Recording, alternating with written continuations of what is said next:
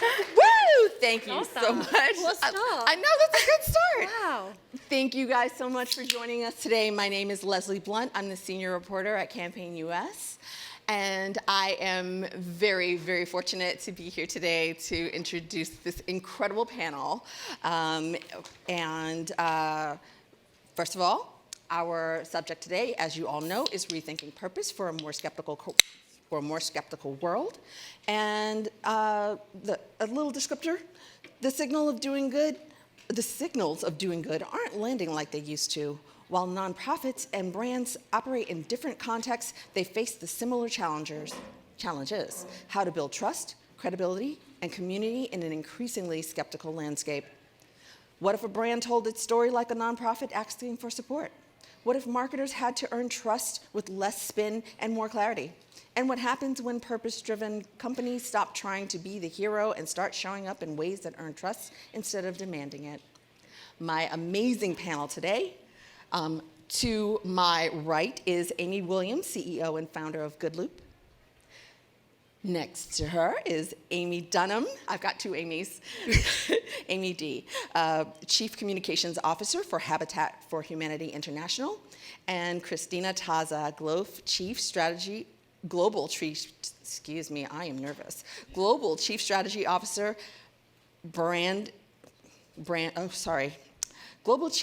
Officer of Design Bridge and Partners, an award-winning global design and brand agency. So, ladies, thank you for bearing with me for that one. And we're gonna jump right into it. How are we all feeling today? Because we're talking about a skeptical society and doing good. So we're just gonna breathe a minute and then we're gonna jump right in. So tell us what you do and how purpose plays a role in your current work. Amy W. Sure. So I run Goodloop. Goodloop is a technology platform that connects brands with good causes and uses it to drive better performance from advertising. So to put it another way, we use social impact as a way to drive ROAS. And so purpose has always played a role in my career. I built my company on it. I started my career way back working in sort of creative agency world, and Unilever was a client, and I was so inspired by the way that Unilever really was leading the way in that good growth philosophy. Fast forward a decade later, and it feels like everyone has been through that journey. Every brand had a purpose, and now we're coming out the other side and going, some of that felt inauthentic, some of it felt performative, and in today's more let's say, culturally conservative landscape, how can brands still connect in an emotional way, even though they're too afraid to get caught in the culture wars or mired in those sort of negative conversations. So it's been something I've kind of had to go on the journey with and help brands get confident in doing that. And it's a fascinating journey. I'm really proud to be a part of it. Perfect. Amy D. For sure. So here in the United States, most people have heard of Habitat for Humanity. We are actually in over 60 countries globally, so I spend a lot of my time overseas. And so I see my job as twofold. I need to bring new hearts and minds to the mission. It's funny, in the nonprofit space, we tend to use mission more than we use purpose as kind of the key word. So it's bring new hearts and minds, but that also inform, surprise, and delight our existing audiences. So that's everything from our owned and shared platforms to what we do on paid and earned as well under my team. So I spent most of my career before Habitat in what I would call high interest, low trust kind of organizations. I started in aviation, then I went into counterterrorism, and then into college sports. And each of those things have a high level of interest. We used to joke in aviation that there was a back then anyway, there was a dedicated beat reporter for aviation at every major newspaper, but that didn't go in the news section, even though way more of the economy is driven by restaurants, for example. So very high interest, but low trust. And then when I came to Habitat, it was the exact flip, where there is high trust, but low interest. So people aren't giving a fresh look at Habitat. People think that Jimmy Carter founded it and that we give away homes. Neither of those things are true. And so really trying to encourage people to take a fresh look at a brand that is beloved but not understood is why I'm really excited about the role that I'm in now. Amazing. rock star. I want to come back to that, but and Cristina, tell us all about your work. The non-Amy. I head up strategy globally for Design Bridge and Partners, and we're a brand and design agency, as Leslie said. A lot about how we approach the work we do is we talk about designing brands with the power to move people, and essentially predicated on a premise that people disproportionately make decisions based on how they feel, right? And so what we look to do over and over again is really tap into what are those motivating factors. How do you get people to feel something? And so really excited about this panel today in terms of in a increasingly skeptical, low trust potential society right now, what does that mean to tap into emotion? What does that mean to talk about what you're doing as a business in a way that feels authentic, but also incredibly motivating and emotional to people? Yeah. Well, as a strategist who often detects, translates, and adapts trends for brands, what have you seen in terms of brands embracing or eschewing purpose in their marketing? And how does that determine the way you pitch them? Because, I mean, you deal with this all the time. Well, I think the Unilever example, I think, Amy, that you brought up is really interesting in terms of how we've seen, I think, this arc that we've started to see, not only with purpose, right, but most recently with sustainability, in terms of things that we used to be able to tout about pretty easily, right? In terms of these are the sparkly things that brands were talking about. You know, what our purpose is, what our sustainability efforts are, how we're doing good in the world. All of a sudden, the narrative has kind of shifted on all of that. And I think originally, or at least in its when you first start to confront that, it feels like a pretty a dire place, right? And all of a sudden, this panel becomes a bit of a Debbie Downer. But I think really what we've seen is that I think that skepticism, I think that narrative shift has actually been really positive, because we're not just talking about it anymore, right? I think previously the business case for all of this has been kind of a dirty word, right? When you talked about what businesses were doing in order to actually benefit from the work that they were doing, that was met with a bit of felt a bit off color, right? We should just be talking about purpose. We should just be talking about the good we're doing. We should just be talking about it in a really altruistic way. Versus now, I think we're starting to talk about it in a way that becomes a bit more transparent. It becomes a bit more backed by what companies are actually doing to make money and how they're leveraging that in order to do more for more people in more places. I love that. And so my question, I have quite a few here, and I was just like, let me just pinpoint on that. So how do we think that nonprofits and brands can each build trust in a climate where brands are constantly under pressure and the looming threat of being canceled, and then the looming threat of being canceled? And what do you think both sectors can gain by rethinking storytelling, structure, and tone? Whichever one wants to jump in first. Well, I can jump in. We just did a brand refresh for Habitat this June, our second in almost 50 years of existence. So that was fun. And so key takeaways. Just a bit of a pause. Yeah. So a couple of the key takeaways from that research was that our brand strength comes from the opportunity to get your hands dirty and get things done. So that sense of action, rather than just, to your point, speaking about it, where people can actually participate. So that was action is really important. Connection is really important, exactly to your point. That if it's like, well, why do you care? Why should I care when I don't understand why you care? It needs to connect. So for us, if the core issue is housing, we need to make sure that it connects to the issues that are driving people's decision making, whether that is climate change.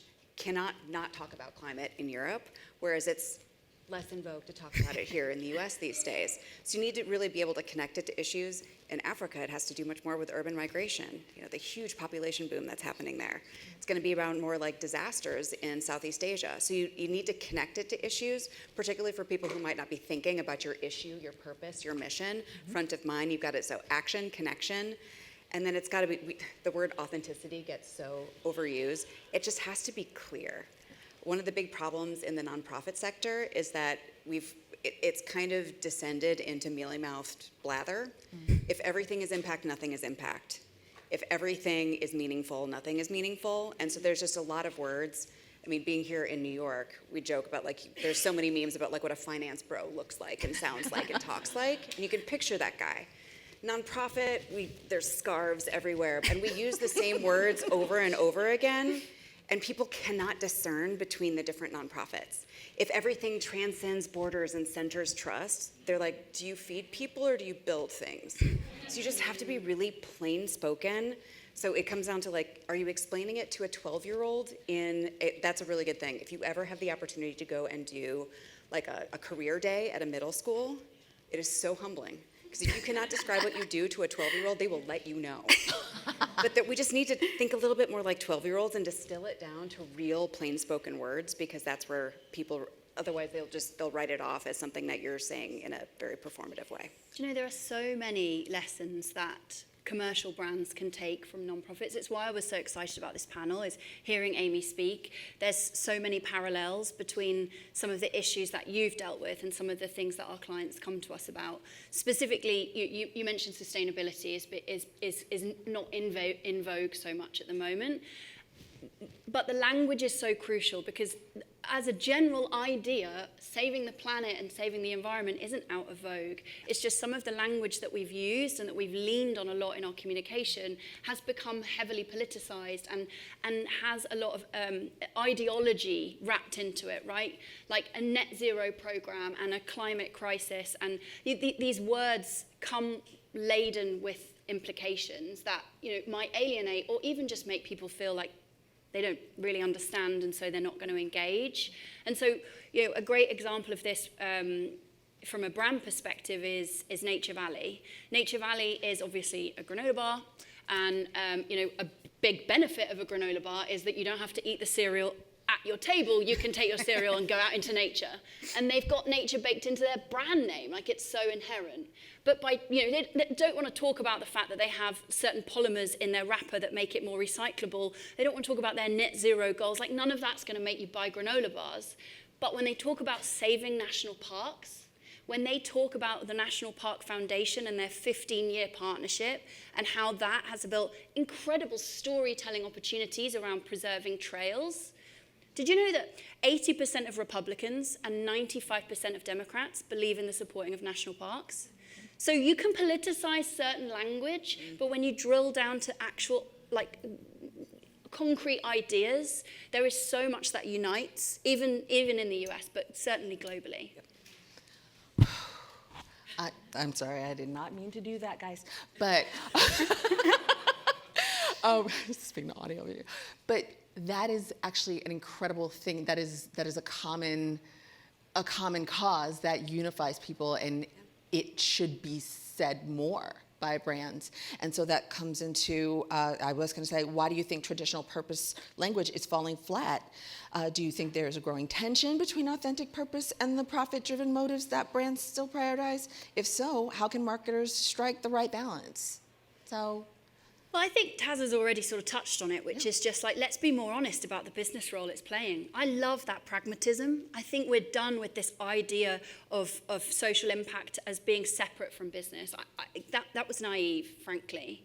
What's much more interesting is investing in a social program that has a very clear business outcome. The panel before us was talking about this. It's so interesting that when you hear marketers talk generally, they're very clear about setting the goals, the parameters of success, what defines success. But when you look at the social impact programs, there's often no KPIs. And really, you can tie it to very concrete KPIs. Relevancy is an incredible one. When you look at, take, for instance, the Hispanic audience in the US, right? It's a $4.1 trillion market. And a study by Hispanic staff found that 84% expect brands to invest in their community. They did that same study in 2023, and they found 64% expected that. So the expectation is increasing. They are looking for more brands to step up and invest in their community. And that's a $4.1 trillion audience. There's no beating around the bush. That's a business case. That's not DEI. That's just relevancy. And that's where I think it gets more honest and therefore more robust. I think the honesty point is really interesting, and almost what everybody's been saying is making it make sense. I love the 12-year-old focus group, because I think that that is what we're talking about now, is moving away from like the mumbo jumbo of all of these made up words that we've introduced that actually do alienate people and have started to create something that feels like it's for boardrooms as opposed to for buyers, right? It's completely disconnected from my day-to-day, from my benefit. And so then we wonder why people switch off or people aren't engaged in it. And so I think even to the point of purpose or sustainability or all of these kind of lofty ideals, I think what we find ourselves talking about a lot more is even in your brand house wheel heart insert shape here. Oftentimes, the most important box, I think, on that page that often slips off that shape is, your actual RTBs or what you can own as a brand, what you are doing as a brand, what you've always been about. And instead, we've started fixating on, the roof or the center of the circle that is this kind of very ethereal, we're here because we want to drive world peace. And really, we're made with 100% milk. Like, how are we getting there? What are we doing here? Why do I need to know that? And how does that help anybody else in your orbit, right? All of your other agencies, everybody internally, everybody who's trying to get your brand from A to B. Those big lofty statements, they don't help you do that. They don't drive direction. But really focusing a bit more on what we're here to do, the business case, what we've always been about, and what that means to people today. I think there's got to be a lot more focus on that. And just to put a really fine point on your question about what can we learn from each other. So to the degree that there haven't been KPIs and very specific language around the kind of social impact elements, that is the whole kit and caboodle in the nonprofit sector. And so we had Habitat affiliates all across the United States, some of whom that were really, really leaning into elements of our business around racial equity, those kinds of elements, and they were leading with that as a headline. And then as the environment changed in the United States, they're like, well, what do we talk about? It's like, well, whether you're a journalist or a marketer, if you're losing people at the headline, you're doing it wrong. So there was a really forced reckoning in our sector to really take stock of how do we talk about it. So as luck would have it, we were in the market in November of last year doing polling all over the world. And one of the questions that we asked was phrased this way: we believe in a world where everyone deserves a decent, safe place to live, but our race, ethnicity, sexuality, or gender can stand in the way, and we want to resolve that. Here in the United States, 78% of Americans agreed with that statement. It just took them 3 sentences to get there, 2 or 3 sentences. But if we lead with, we're Habitat for Humanity and we're here to close the racial equity gap, people are like, I thought you gave away houses. So it's worth it to take the time to start with the mission state or the vision statement and then explain the problem and that you want to fix it. And people are like, okay, take the 3 sentences rather than get so hung up on the headline that you've been using for a long time. And how has the response, obviously it's been a great response, I'm going to assume, because first of all, Habitat for Humanity just always had that brand purpose. That you understood that you're all about doing good. So yeah, we say often that we are political but not partisan. Housing is a political issue everywhere you go. Not in my backyard. It happens just as much in the most liberal communities as it does in the most conservative. So there is a need to reach across the aisle constantly and educate people about the issues and what solutions looks like. So it was really valuable to have data to bring to the conversation about what we learned in the polling and what does resonate, because it's a very emotional conversation when it comes down to purpose. When you can have data to kind of take some of the heat out of an emotional conversation, that was really helpful, not just from a marketing standpoint, but from a strategy standpoint. Agreed. I had previously done a panel about DEI, and what basically resonated was the fact that there was, billions of dollars that decided, are you going to be inclusive or are you not? Like you're leaving money on the table if you aren't. Yeah. So the data is, and as you also explained, it's very clear. If brands know that it's worth it, and not just from a perspective of, obviously their brand identity and their reputation is a big part of it, but also just the results and the ROI. It factors in. So when you're working with a client, when you're pitching to a client, like, how do you get them to understand that? Yeah. I think overarchingly, to your point about the headlines, Amy, I think we're starting to see that there's an element of these big lofty statements falling flat, right? And the disconnect when you're losing people here. And so I think for us, it's all about refocusing on what people actually care about and where your brand meaningfully intersects with that. Not what part of the cultural conversation you want to insert or jab your way through, but actually, what are you doing? What have you always been doing? And how do we tell that story in a way that makes sense? And I think, I know we've belabored the business case point, but I really think when you can expose that to people, this is how this company makes money, and this is how everything else this company does. This is why it makes sense. We've got skin in the game, right? It's not about trying to separate those things. And maybe I think you said it earlier in terms of these kind of separate paths of like, here's what we do that's all nice and shiny and good for the world, and here's what we do, and we make cash from. How do we connect those dots a bit more for people, and how do we do it in a way that's really obvious and digestible? Look, my ask would be that it happen internally within companies. Oftentimes when Habitat is approaching a new potential partner, we're talking to the CSR folks, and we're like, can we get in the room with the marketing people so we can talk about all of the different ways that we can support your business with the audiences that we reach and the overlap and the personas and stuff like that, but we're not even able to get the right people at the table. We're increasingly pressing for that and asking for more top-to-top meetings. I'm going on more of those partnership meetings as well, but it's a real challenge when companies won't even show up for a meeting showing that they see the connection between CSR and marketing. Just to build on that, I love this this topic of like how non-profits and commercial brands work together. It's one of the things I've built my business on, and I see it work really well, and I see it fall apart. And I think one of the most important foundations to a successful partnership I've seen is where there is that complete mutual respect for how much value each partner is contributing. It's not, if you're a corporate sat in the room, if you're a brand sat in the room, it's not charity to work with an amazing nonprofit. The brand they have, the reputation, the credibility, the heritage, the loyalty, the storytelling, there is a wealth of value, strategic value, that comes from the right corporate partner with the right nonprofit partner. And that can play out through long-term business success and customer value and customer, long-term customer relationships, but also really, really tactical stuff, really short-term stuff. So I have an amazing example that we ran recently. I can't say the brand, but we worked with them, let's just say their yogurt.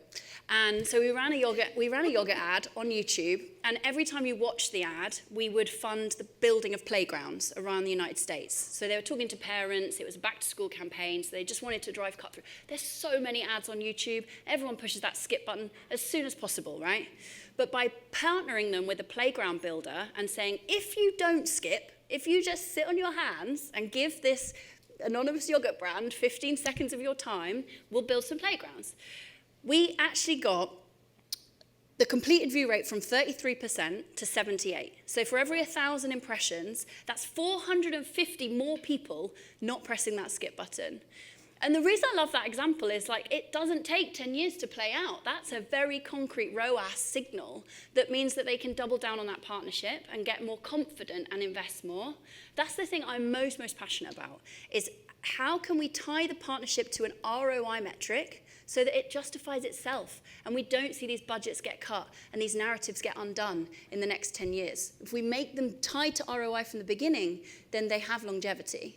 So many gems, so many bars. Question for you. Do you approach the brands, or do the brands approach you? How does that work?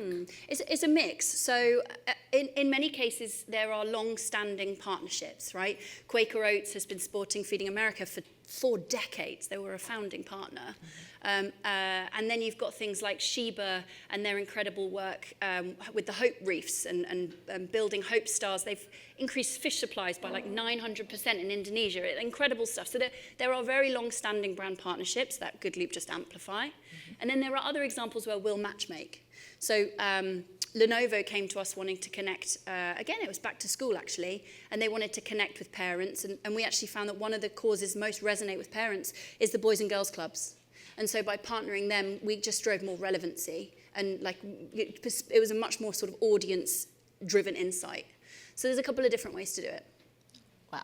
I think from that, Amy, I think one of the interesting things, though, is understanding what you stand for as a brand, right? Yeah, because if you 100%. don't know what that is, and to your point, Amy, of taking the time to actually do that, and in real talk, not in woo-woo, what do you stand for? Once you can get the organization aligned to that, then it becomes much easier to then say, okay, what are the causes? What are the affiliations that make sense? Otherwise, oftentimes, the reason why you see that mismatch and the lack of engagement is because you have all sorts of different things that aren't aligned to any one thing. Yeah, and it speaks to product benefits. Has to ladder up from a product benefit to a societal benefit. Yeah. How do you help me, and then how do you help my community? That actually answers a question I had. I said, sorry. no, this is good. I love it. No, I said, I was going to say, for marketers in industries traditionally seen as non-purpose driven, how can they integrate a meaningful purpose without appearing out of touch or inauthentic? So, any additional thoughts about that? You want me to go again? Well, I mean, So in one of the prep calls, you asked a question, and I really had to think about it. You're like, why are nonprofits better at really distilling it down to just a few words? Yeah. I was like, I don't have a good answer for that question. And it wasn't until Taylor Swift got engaged that an answer came stick All with of me. the I answers swear. came out. And I read something, or I saw something about this gal. She's like, the amount of vicarious joy that people are feeling for her is really magical. And I was like, that's why, because we're not marketing a product or a service. We're marketing vicarious joy. And I think some of the reasons that people are so excited for her, and that vicariously, because she's been so open with her whole emotional journey since she was a 16-year-old. So where you can really tap into, like, what is the vicarious joy that you get from our product or service? And again, in plain spoken language, because that's really what we're trying to do from a nonprofit standpoint. Really get people to support the vicarious joy they get from helping another. Edelman do their trust barometer every year, and the 2025 trust barometer looked at what do you expect from the brands you're most loyal to, what do you find valuable from them. There was a list of about 10 different attributes, and the top 3 were 1, make me feel good, 2, give me optimism, and 3, help me do good. And obviously this is caveated in, purchase behavior is different to attitudinal research, and how we spend our money is very much dictated by value first and foremost, and product efficacy. But when you're looking at the emotional value of brands, the emotional role that our brands play, it's kind of the same. Make me feel good, make me optimistic, help me do good. are we feeling more optimistic today? Excellent. Well, we're running out of time. So I was going to say, do we think a little skepticism could work in the current climate? If so, in what way? If not, why? Cristina. I almost think, what the case we've sort of made here is this is a step in the right direction. That it feels like it might be harder, but actually it's easier because it's less of trying to magic something up and more about just trying to make it make sense. Figuring out what you stand for and how to bring that out into the world to connect with people. I have 2 tween daughters, so skepticism is just part of my existence in the world right now. But it does. You can't get away with because I said so. Right. So there's a real need that you have to level up your game in the face of skepticism, and that's why I think it's iron sharpens iron. And I think that's really, particularly my colleagues that work more in the DEI space, that's really the mindset that they've adopted about how can we do this in a way that brings people along, love people into change rather than yell at them into change. Yeah. And I think the people that are doing it most successfully have adopted that mindset. Incredible. Unless you want to add something, it looks like we are out of time. Shall I? I don't know. Yeah, I'll quickly say. I'll just end by saying, for me, of course there's skepticism, and I don't want anyone to leave this room feeling like we're being falsely positive, because it is really hard to watch what's happening in the news and hear phrases like drill baby drill and not feel a little bit sad and a little bit scared, and it does feel like we're going backwards in a sense of what is socially acceptable, and we've therefore given permission for corporations to go back on promises they had made. That's not okay, but it's taught us that if the pressure goes off, then the progress also slows. And so it's okay to feel a bit skeptical, because it's also shown us what happens when we take our foot off the gas. So I still have hope, and I still feel very positive about what we're doing. And I think this sort of conversation is how we shape purpose up for the next era. Amazing. Thank you. Thank you. Cristina, Tazza, Amy Dunham, Amy Williams, everyone, thank you guys so much for joining us today.